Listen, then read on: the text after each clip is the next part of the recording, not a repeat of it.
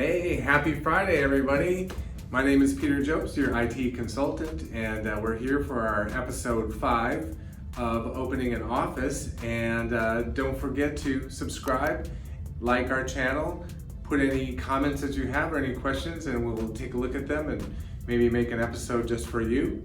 And today we're following up on our episode 5 of Opening an Office.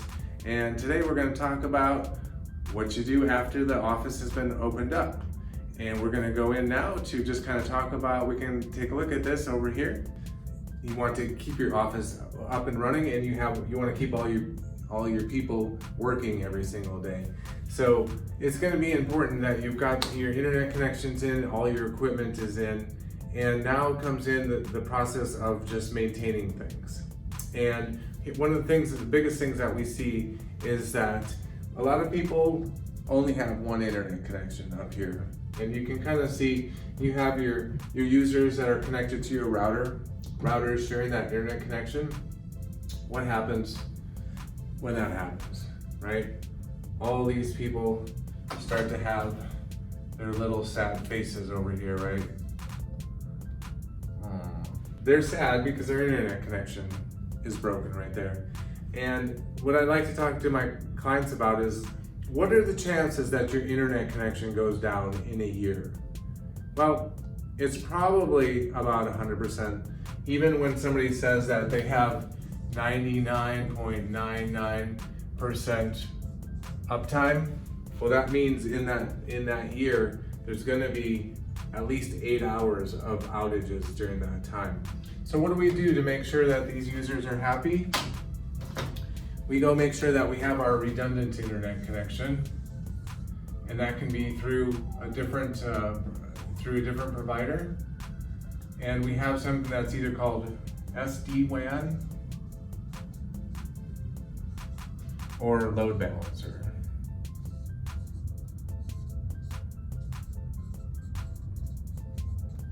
So SD-WAN stands for software defined WAN.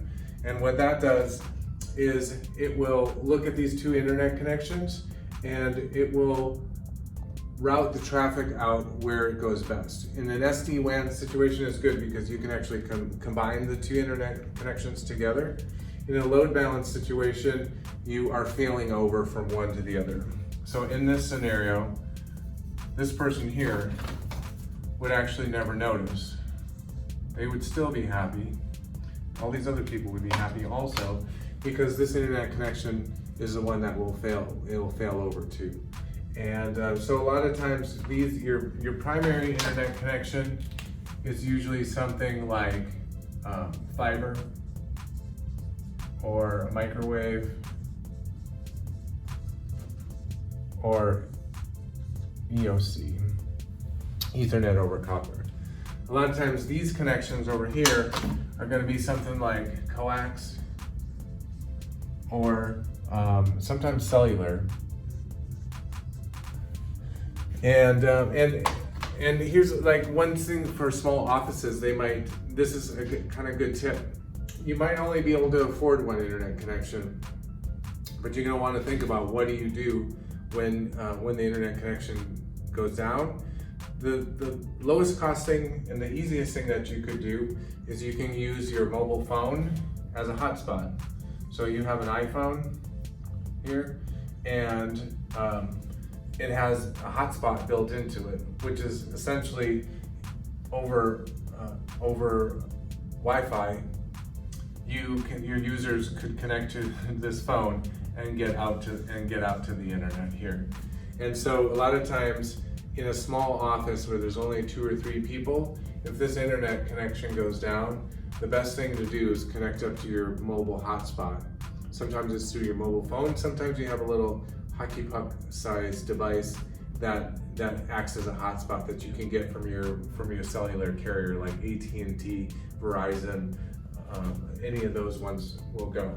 And you can use this as your failover internet connection. When you're working in a bigger office, this isn't going to work. So you need to have this other internet connection that is going to fail over to. This one goes down and it automatically routes over to this one. So you want to have those redundant internet connections. That's a really good way to keep your office open and running 24 hours a day, 7 days a week, 365 days a year. The next one is that you want to maintain all these things. You've already built out your new office. You gotta maintain things. Just like you maintain a car, you have to do oil changes on your vehicles. With all your network equipment, make sure that you maintain it. Keep the firmware up to date. Make sure you're checking for devices that are failing, and do tests on those internet connections to make sure that you're getting what you're paying for. But I think I just want to make sure that you know that you're going to continually be improving on these things and updating them to make sure that your office always stays up and connected. So that's my Friday for you. Don't forget to subscribe to our channel, like our channel, leave any notes, and let us know how we're doing. Thank you very much. My name is Peter Jobst. Have a great weekend. Thank you.